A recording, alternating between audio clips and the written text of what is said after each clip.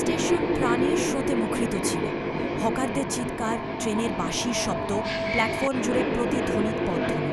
বিশৃঙ্খলার মধ্যে আরাফ তাজা গোলাপের তোড়া হাতে অপেক্ষা করে দাঁড়িয়েছিল। ট্রেন থেকে নামার সময় তার চোখ প্রতিটি মুখের দিকে তাকাল, আর তারপর সে তাকে দেখতে পেল। মীরা, যে মেয়েটির সাথে তার কয়েক মাস আগে অনলাইনে দেখা হয়েছিল, যার হাসি গভীর রাতে ফোনে তার প্রিয় শব্দ হয়ে উঠেছিল। এই প্রথমবার তারা সরাসরি দেখা করছিল।